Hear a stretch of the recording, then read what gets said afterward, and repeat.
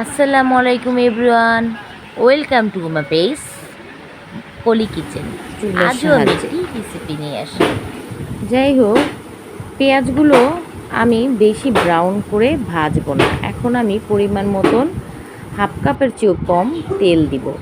এখন এটা আমি আলতো গ্যাসে বা চুলার আঁচ কমিয়ে আমি এটা ভেজে নেব।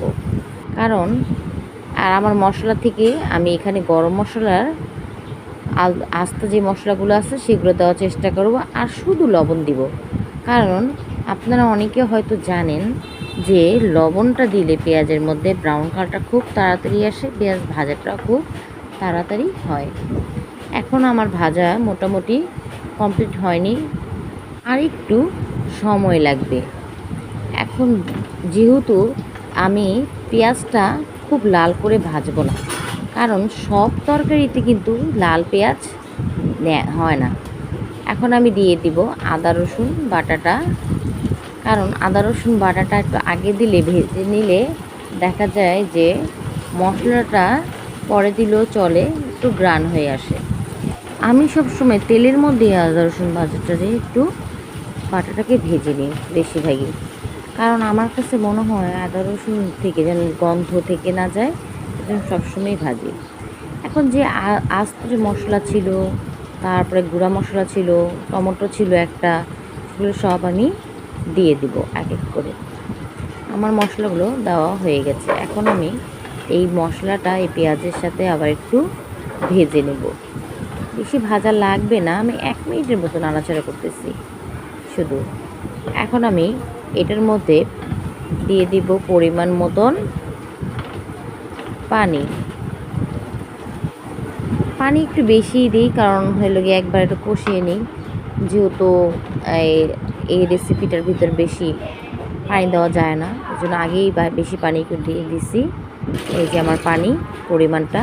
এখন আমি এটাকে ঢেকে দিব, কারণ ঢেকে দিলে মশলাটা আর একটু হয়ে আসবে। এই যে আমার মশলাটা, এটা আমি 5 থেকে 6 মিনিটের পর উঠিয়েছি, আর অফ ক্যামেরা একবার আমি নেড়েও দিয়েছি। এলো আমার মশলাটা। আমি আরেকবার এটাকে ঢেকে দিলাম। কিছুক্ষণ পরে এসে দেখি মশলাটা আমার আর একটু হয়েছে। যেহেতু তেল উঠে আসছে আর মশলা থেকে একটা গ্রান বেরিয়ে আসছে, তাহলে বোঝা যায় যে আমার মশলাটা মোটামুটি হয়ে আসছে। এখন আমি এখানে পানি দিব। পানিটা খুব আগেই বলছি যে পানিটা কম দিব, কারণ ডিমে বেশি পানি ব্যবহার করলে ডিম রাবার হয়ে যায়। আর আমি ডিম দেওয়ার পরে 2-1 মিনিট রাখবো। তারপরে আমি একটু ঢেকে রাখলাম, ঢেকে আবার উঠিয়ে দেখলাম যে পানিটা আরেকটু শুকাইছে। এখন আমি 3টা ডিম ভেঙে আমি এখানে দিয়ে দিলাম একসাথে। ডিমগুলো আজকে এত ছোট ছিল, আল্লাহ রে, কত যে দাম নিচ্ছে। আর আমার হাজব্যান্ড ডিম ছোটো ছোটোই আনে। এরপরে আমি ঢেকে দিলাম। কিছুক্ষণ পরে আমি এসে দেখলাম ডিমগুলো কি দারুণ না দেখতে। এখন এটাকে আমি ঘুরিয়ে উল্টিয়ে দিব, কারণ এই পিঠ মশলা হয়েছে, ওই পিঠে তো মশলা হয়নি। দোনো পিঠেই মশলা যা, এর জন্য আস্তে আস্তে করে আমি এগুলোকে উঠিয়ে দিব। আবার কুসুম ভেঙে গেলে আবার খেতেও ভালো লাগে না, আর যাকে দেই সে বলে যে আমার কুসুম নাই, হ্যাঁ, দেখতেও সুন্দর লাগে না। এখন এটাকে আমি আরেকবার, মশলাটা আমার হয়ে গেছে, এখানে আমি এগুলা মশলাটাকে উঠিয়ে আমি ডিমের উপরে নিশ করে নিচ্ছি। এখন আমার এই কাজটা শেষ হয়ে গেলে আমি আরেকবার ঢেকে দিব, কারণ অপর পাশটা আস্তে আস্তে হোক। আর এই রান্নাটা রান্না করতে একদমও গ্যাসের আঁচটা একদম কম দিলেই ভালো হয়।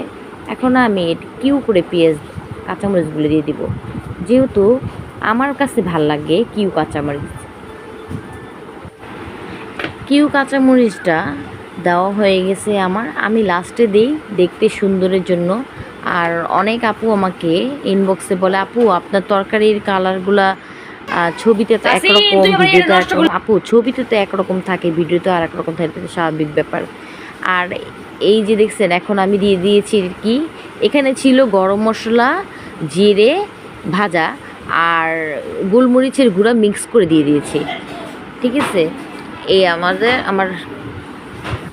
এই হলো আমার খাবার নিয়ে নিয়েছি।